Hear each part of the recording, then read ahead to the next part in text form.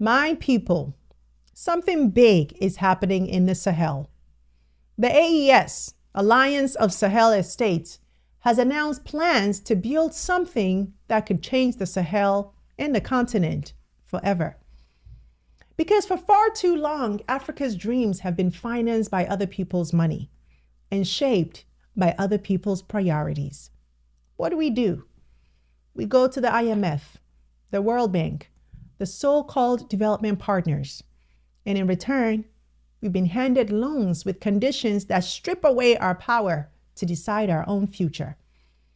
But today, something is shifting. In the Sahel, in Mali, Niger, and Burkina Faso, leaders are planting a seed for a different kind of future. An Africa that funds itself. An Africa that answers only to its people. They're building a new investment bank. That's right, funded by Africans for Africans to power the kind of projects that can transform lives. We're talking roads and railways that connect our markets, energy grids that light up our villages, factories that process our raw materials right here at home. And here's the part that I love the most. This isn't just talk, because yes, we know when it comes to Africa, there's a lot of talk and very little action. Each country has already committed 5% of their tax revenues to make it happen. Yes, that's Africa saying we will pay for our own future. And it is time. Now, you may not agree with every decision these governments have made, but you can't deny the vision, breaking free from dependency and building the financial muscle to shape their own destiny. Today, we're breaking down the AES's bold new investment bank and why this could be one of the most game-changing moves on the continent right now. Because this isn't just about the Sahel. It's about the first real steps toward the Africa that we keep saying we want. An Africa that stands tall, united, and fully in control of its economic story. My people, we're going to break it down. But first, a big welcome to all of our new subscribers and members. I am so glad you're here with us. And if you're watching and haven't joined us yet, please consider this your personal invitation. Because here at Pan-Africanism TV and on the Breakdown Show, we're committed to not just building a channel, but creating a home for Black stories that are told with truth, intention, and power. Why? Because we want to build a new future. And if this speaks to you, hit subscribe, tap the bell, drop a super thanks to support our work, or join our membership community. Your support helps us do what we do even better. And trust and believe that we appreciate every bit of it. All right, now, let's get into it. So my people, for decades, Africa has been told the same thing over and over. If you want to develop, go ask someone else for the money. It's been told to line up at the doors of the IMF and the World Bank, to wait for donor conferences, to beg for grants that come with strings so tight they choke our very sovereignty. And what's the result? Projects that stall because the donors change their minds. Policies designed in Washington or Paris, not in Bamako or Ouagadougou. Development agendas that serve other nations' strategic interests before our own. Now, the new Alliance of Sahel States, Mali, Niger, and Burkina Faso are saying enough of that. Enough of being told what's possible and what's not. Enough of letting outsiders set the price of our progress. When these countries walked away from ECOWAS earlier this year, the headlines focused on the politics, the sanctions, the drama. But my people, look closer and you see something deeper, a bid for economic self-determination. And now with this investment bank, they're putting that bid into action.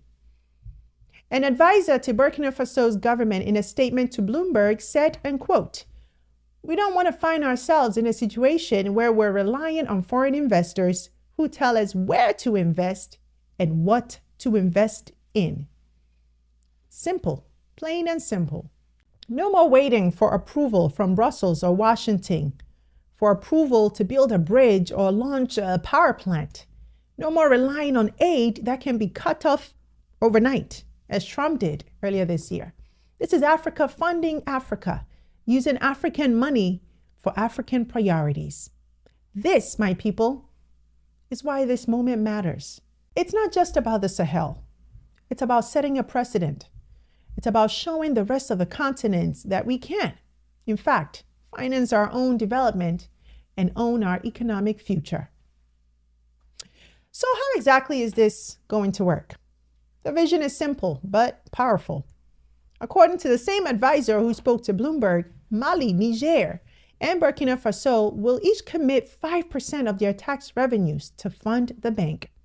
That's money collected from their own economies. No foreign lenders, no donor conditions, channeled straight into development. And this bank isn't being built for paperwork and prestige. It's being built to finance real projects, roads and railways to connect markets across borders, energy infrastructure to power factories, homes, and schools, agricultural projects that turn fertile land into Africa's breadbasket, mining and industrial ventures that process raw materials right at home so that Africa keeps the value of what Africa produces.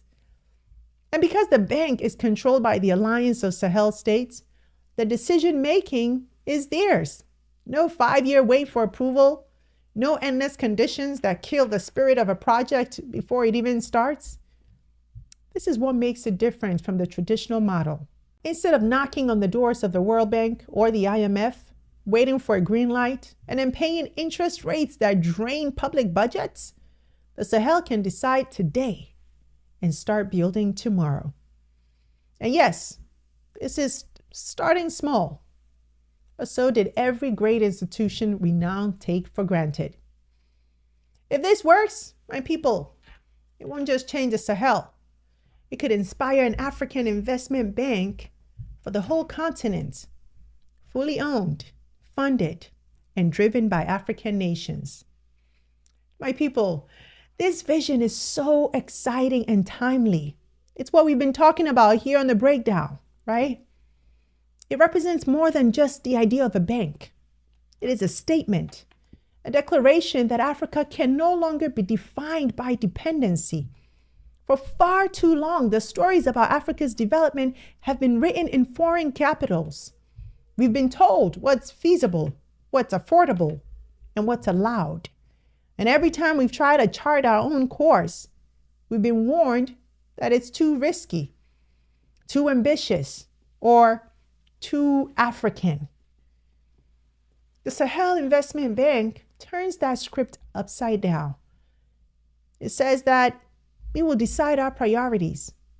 We will fund our future. We will take the risk because the risk of doing nothing is far greater. This is the Africa we want. An Africa that uses its own resources to unlock its own potential. An Africa that builds regional institutions not just for prestige, but for power.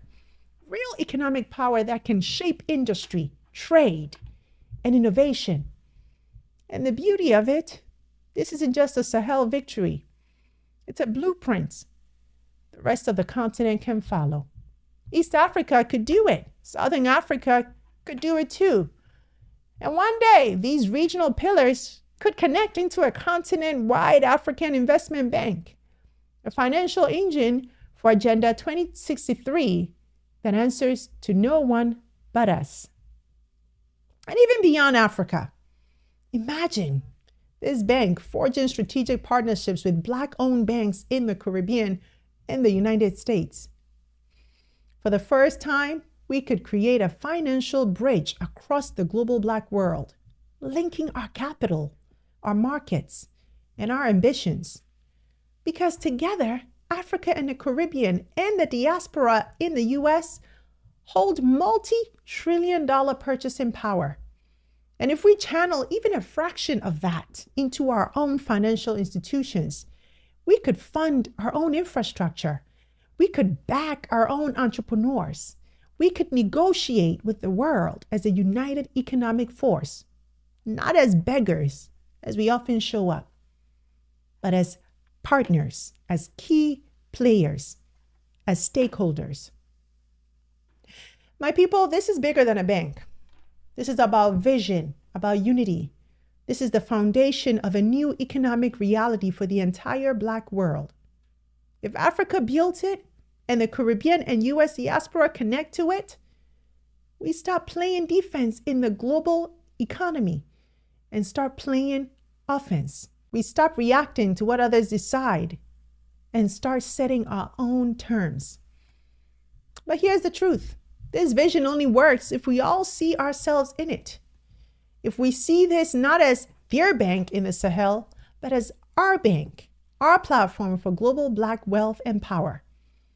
Because history has shown us no one else will invest in our freedom the way we will.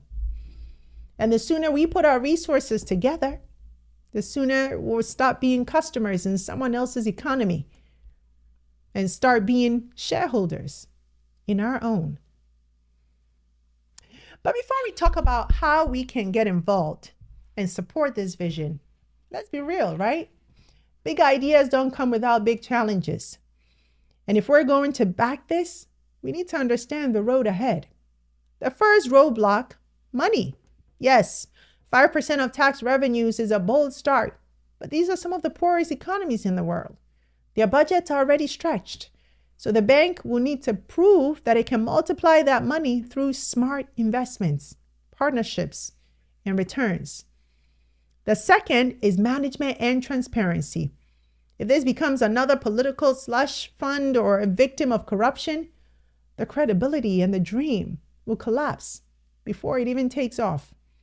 Clear governance, independent oversight, and professional management are non-negotiable. The third, external pressure. Now, let's not be naive. There are global powers, financial institutions, and even regional actors who will see a self-funded African bank as a threat to their influence. Expect pushback, economic, political, even diplomatic. And finally, unity. If the founding members aren't aligned in vision, if personal politics and leadership changes shake the commitment, the bank could stall. Consistency will be key. But here's the thing, my people. These roadblocks don't mean the vision isn't worth pursuing. If anything, they make it even more urgent. Because what's the alternative? To keep waiting for permission from leaders who never have our full freedom in mind? To keep accepting loans that drain more than they build?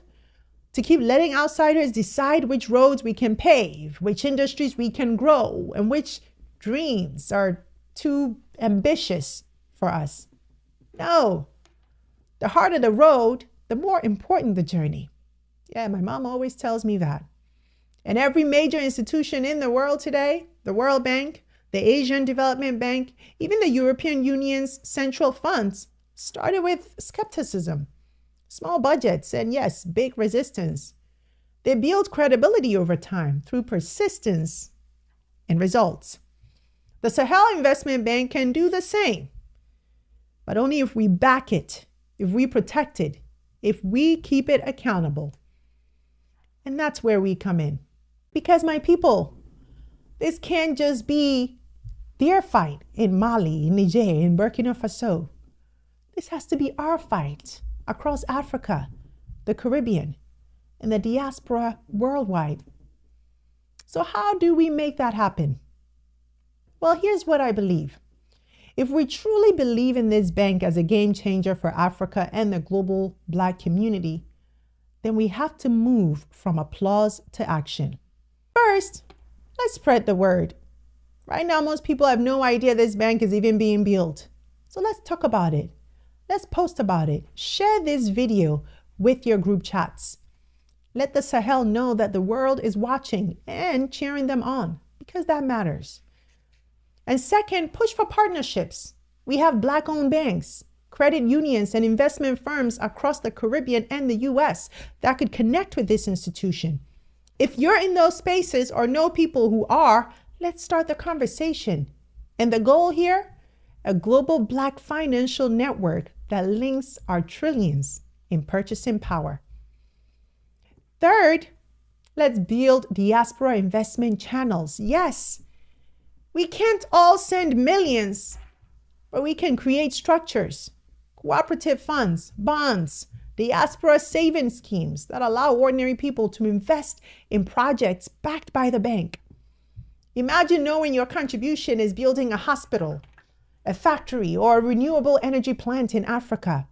This is a call to the AES to launch a diaspora investment fund. And fourth, hold it accountable. Support doesn't mean blind loyalty, right? We must demand transparency, ethical governance, and measurable impact. Because if this bank succeeds, it sets a precedent. And if it fails, it becomes ammunition for those who say Africa just can't manage its own future. Fifth, let's connect to the bigger picture here. See this bank not as an isolated project, but as part of the larger fight for African economic sovereignty. Tie it into Agenda 2063, to the African Continental Free Trade Area, to every effort that strengthens our ability to stand on our own. Because, my people, if this works, it's not just a win for Mali, Niger, or Burkina Faso. It's a win for African and every person of African descent across the world.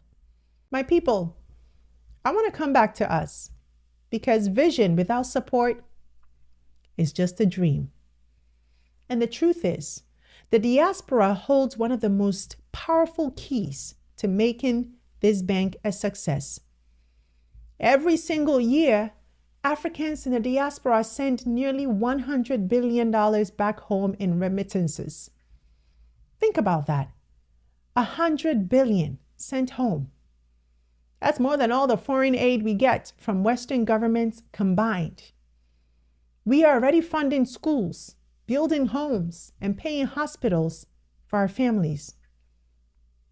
But what if there was a channel, secure, transparent, and accountable, that allowed us to contribute just a little bit of that money each month directly to this bank? I'm talking $5, $10, $15 a month. You know, your Starbucks, a large latte, whatever you can give. Not charity, but investment. Investment into the infrastructure, businesses, and industries that will build the Africa that we want. Imagine every month, millions of us contributing small amounts, pulled into a fund that builds a railway in Niger, that finances a solar farm in Mali, or launches an agro-processing plant in Burkina Faso.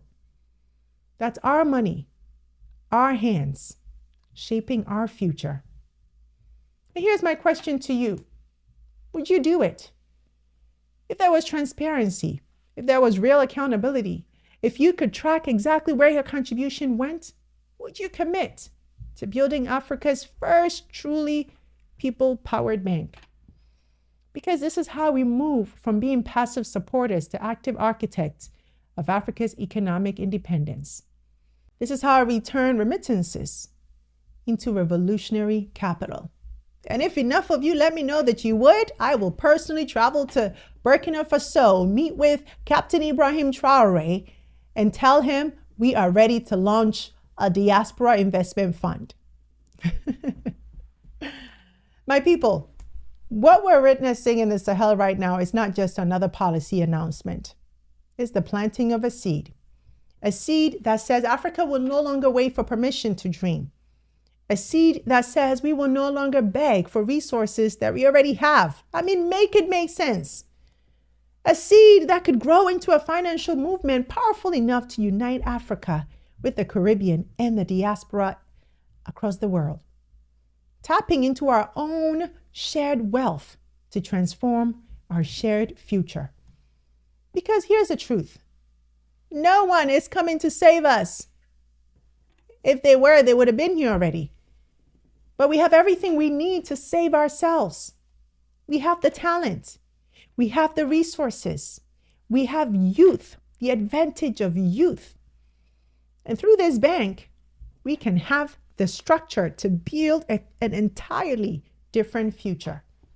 The question now is, will we have the will? Will we, the sons and daughters of Africa everywhere, choose to put our money where our mouth is?